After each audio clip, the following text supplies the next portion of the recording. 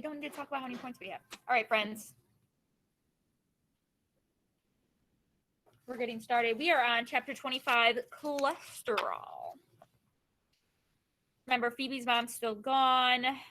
You know, it's crazy times, okay? Dinner at the Finneys was an experience. When we arrived, Mary Lou's brother was running around like crazed animals, jumping over the furniture and tossing footballs. Mary Lou's older sister, Maggie, was talking on the phone and plucking her eyebrows at the same time. Mr. Finney was cooking something in the kitchen with the help of 4-year-old Tommy. Phoebe whispered, I am not too optimistic about the possibilities of this meal. When Mrs. Finney straggled in the door at 6 o'clock, Tommy and Dougie and Dennis tugged at various parts of her, all of them talking at once. Look at this, and Mom, and me first.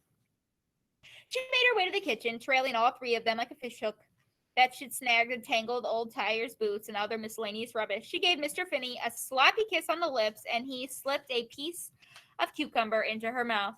Mary Lou and I set the table, although I think it was largely a wasted effort. Everyone descended on the table in a chaotic fury, knocking over glasses and sending forks onto the floor and picking up plates, which did not match, Phoebe pointed out to me, and saying, that's my plate. I want the daisy plate, and give me the blue one.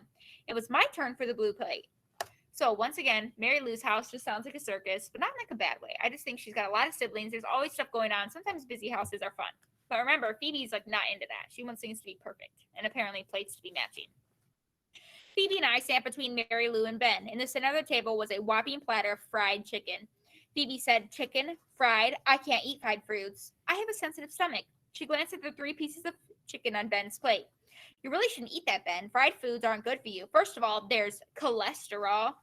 Phoebe removed 2 pieces of chicken from Ben's plate and put them back on the serving plate. Mr. Finney coughed. Mrs. Finney said, you're not going to eat chicken then, Phoebe?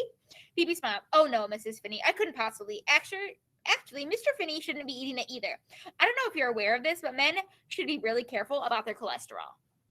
So Phoebe's literally telling a grown man that he shouldn't be eating chicken for dinner.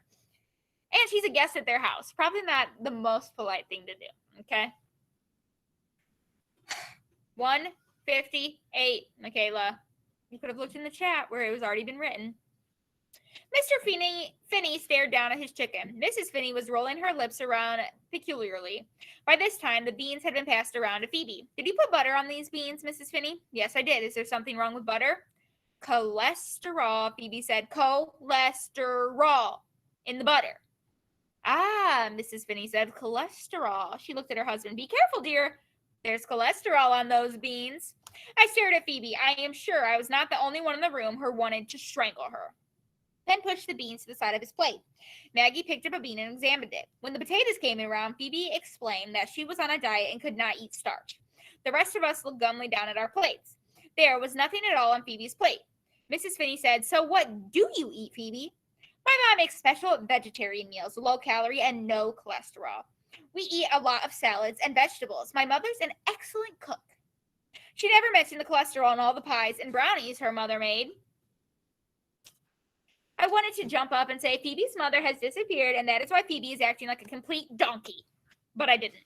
Phoebe repeated, a truly excellent cook. Marvelous, Mrs. Finney said. What do you propose to eat tonight? I don't suppose you have any unadulterated vegetables. Unadulterated, Mrs. Finney said. It means unspoiled, without any butter or stuff added. I know what it means, Phoebe, Mrs. Finney said. I can eat unadulterated vegetables, or if you have any red bean salad handy, or stuffed cabbage leaves, broccoli and lentil casserole, macaroni and cheese, vegetarian spaghetti. One by one, everyone at the table turned to stare at Phoebe. Mrs. Finney got up from the table and went to the kitchen.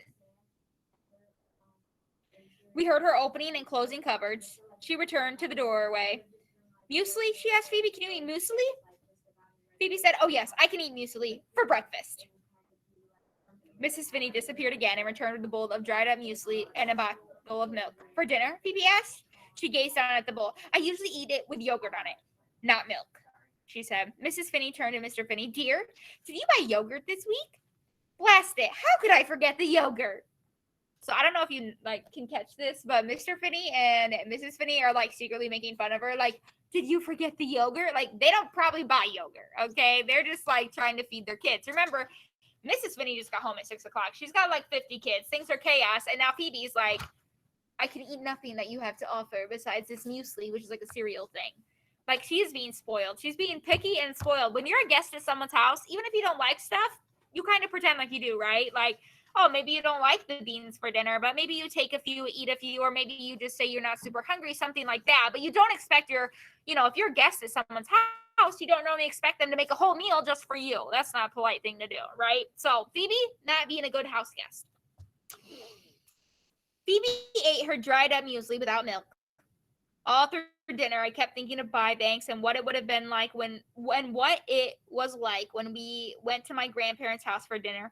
There are always tons of people, relatives and neighbors, and lots of confusion.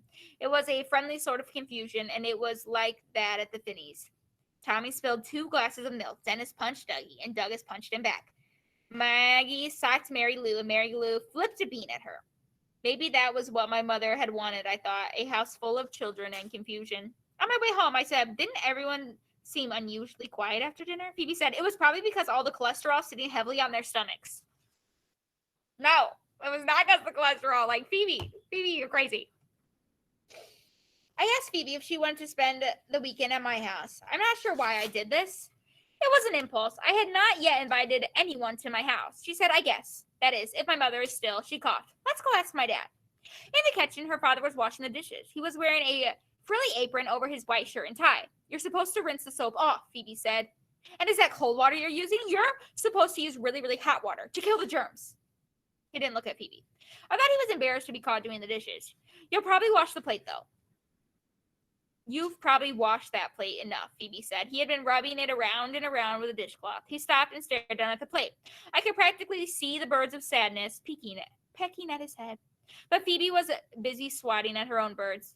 Did you call all of Mom's friends? Phoebe asked. Phoebe, he said, I'm looking into it. I'm a little tired. Do you mind if we don't discuss this now? But don't you think we should call the police? Phoebe. Sal wants to know if I can spend the weekend at her house. Of course, he said. But what if Mom comes back? Well, I'm at Sal's. Will you call me? Will you let me know? Of course. What if she telephones? Maybe I should stay home. I think I should be here if she calls. If she telephones, I'll have her call you at Sal's, he said. But if we don't have any news by tomorrow, Phoebe said, we should definitely call the police. We've waited too long already. What if she's tied up somewhere and waiting for us to rescue her? At home that night, I was working on my mythology report when Phoebe called. She was whispering. When she went downstairs to say goodnight to her father, he was sitting in his favorite chair staring at the television, but the television wasn't on. If she did not know her father better, she would have thought he had been crying. But my father never cries, she said. So Phoebe is still unsatisfied with every answer she's getting from her father and everything else in the world. And she's all hyped up, doesn't know where her mother is, and was rude to the Finneys because she's like in a bad mood about her mom. Now we are on to 26, sacrifices. The weekend was unbelievably long. Phoebe arrived with her suitcase on Saturday morning. I said, golly, Phoebe, are you planning to spend a month here? When I took her up to my room, she asked if we were going to be sharing a room with me. Why, no, Phoebe, I said. I built a whole new extension just for you. You don't have to be sarcastic, she said. I'm only teasing, Phoebe. But there's only one bed. Good powers of observation, Phoebe. I thought you might sleep downstairs on the couch. People usually try to make their guests comfortable. She looked around my room. We're going to be a little crowded in here, aren't we? I don't know about you guys, but you probably had a sleepover before and everyone just like piles into their own room, right? Or into your room. Like maybe you guys sleep in the same bed. Maybe someone sleeps on the floor. Like when I was a kid and I had sleepovers, I didn't give my whole room up to my friend and go sleep on the couch. That would be silly. The whole point is to be spending time with your friend. That's like the sleepover thing. Or yeah, a lot of people will sleep on the floor in a sleeping bag, something like that. But like she wants her to literally leave her whole room so she can have it. Like that's silly. Basically, Phoebe's a weirdo. But that's besides the point. I did not answer. I did not bash her over the head. I knew why she was acting this way. She sat down on my bed and bounced on it a couple times. I guess I'll have to get used to your lumpy mattress. Sal, mine is very firm. A firm mattress is much better for your back. That's why I have such good posture. The reason you slouch is probably because of your mattress. Slouch, I said. Well, you do slouch, Sal. Look in the mirror sometime. She smashed on my mattress. Don't you know anything about having guests? You're supposed to give your guests the best that you have. You're supposed to make sacrifices, Sal. That's what my mother always says. She says, in life, you have to make some sacrifices. I suppose your mother made a great sacrifice when she took off, I said. I couldn't help it. She was getting on my nerves. Obviously, that wasn't really nice of her to say because Phoebe's like really, upset about it. But she's kind of being mean to her. My mother didn't take off. Someone kidnapped her. She's undergoing tremendous sacrifice at this very moment in time. She started unpacking. Where should I put my things? When I opened up my closet, she said, "What a mess. Do you have some extra hangers? Am I supposed to leave my clothes jammed up in a suitcase all weekend? A guest is supposed to have the best. It's only courtesy, Sal. My mother says, I know. Sacrifice. How silly is that? When your friends come over, do they hang up their clothes? No, not unless you maybe have church clothes or something, but 10 minutes later, Phoebe mentioned that she was getting a headache. It might be a migraine. My aunt's foot doctor used to get migraines, only they turned out not to be migraines at all. Do you know what they were? What? I said, a brain tumor. Really? I said, yes. Phoebe said, in her brain. Well, of course it would be in her brain, Phoebe. I figured that out when you said brain tumor. I don't think that's a particularly symptomatic way to speak to someone with a migraine or potential brain tumor. In my book was a picture of a tree. I drew a round head with curly hair, put a rope around the neck, and attached it to the tree. It went on and on like that. I hated her that day. I didn't care how upset she was about her mother. I really hated her, and I wanted her to leave. I wondered if this was how my father felt when I threw all those temper tantrums. Maybe he hated me for a while. After dinner, we walked over to Mary Lou's. Mr. and Mrs. Finney were rolling around on the front lawn in a pile of leaves with Tommy and Dougie, and Ben was sitting on the porch. I sat down beside him while Phoebe went inside for Mary Lou. Ben said, "Phoebe's driving you crazy, isn't she?" I liked the way he looked me right in the eyes when he talked to you. Extensively, I said. I bet Phoebe's lonely. I don't know what came over me, but I almost reached up and touched his face. My heart was thumping so loudly that I thought he would be able to hear it. I went into the house. From the back window, I watched Mrs. Finney climb a ladder placed against the garage. On the roof, she took off her jacket and spread it out. A few minutes later, Mr. Finney came around the back of the house and climbed up the ladder. He took off his jacket and spread it out next to her. He lay down on the roof and put his arm around her. He kissed her. On the roof, in the wide open air, they lay there kissing each other. It made me feel peculiar. They reminded me of my parents before the stillborn baby, before the operation. Ben came into the kitchen.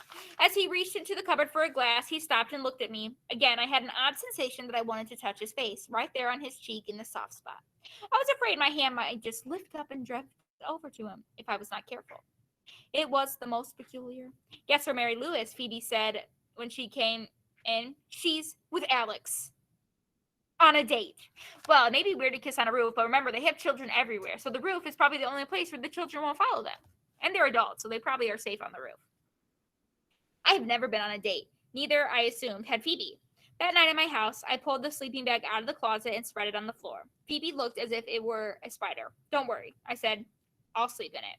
I crawled in and pretended to fall asleep immediately. I heard Phoebe get into bed. A little later, my father came into my room. Phoebe, he said, is something the matter? No, she said. I thought I heard someone crying. Are you okay? Yes, she said. Are you sure? Yes. I felt bad for Phoebe. I know I should get up and try to be nice, but I remembered when I had felt like that, and I knew that sometimes you just want to be alone with the birds of sadness. Sometimes you had to cry by yourself. That night, I dreamed I was sitting on the grass, peering through a pair of binoculars. Far off in the distance, my mother was climbing up a ladder. She kept climbing and climbing. It was a thumpity ladder. She couldn't see me, and she never came down. She just kept on going. Does anyone else love this book? Because I love this book. And also, I think Mrs. Knifel's a great Phoebe. I don't know if you know that, but I think I do a good job being Phoebe. So, everyone, time out real quick. Take 5 seconds.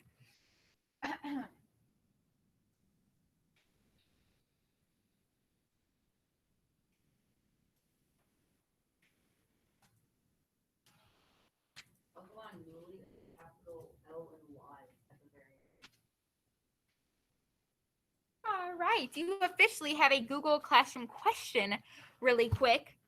Then once you finish, don't get off. Do not get off, RP. Do not get off.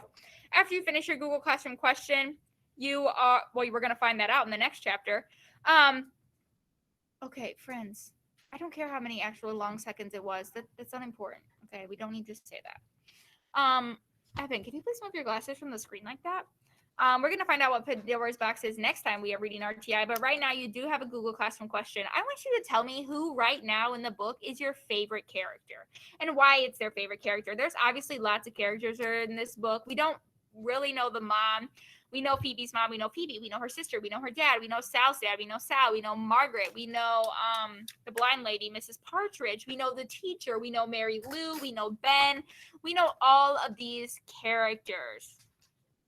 So, no, next week we'll read a chapter. We are not reading the Pandora Boxes chapter right now, Michaela Fries. Right now, in just a second, you're going to get off and you're going to do a Google Classroom question. Next week, we will continue on with the Pandora's Box chapter. Okay? But I wanted to give you time to do your question today. That way, hopefully, you don't have homework. The question is due by 8 a.m. on Monday, but I'm assuming all of you can get it done today. That being said, you need to tell me in at least 3 sentences who your favorite character is and why they are your favorite character. Okay? If you do not have any questions, you are free to go. Once you finish your Google Classroom question, you should be reading for AR or be doing something productive. So long.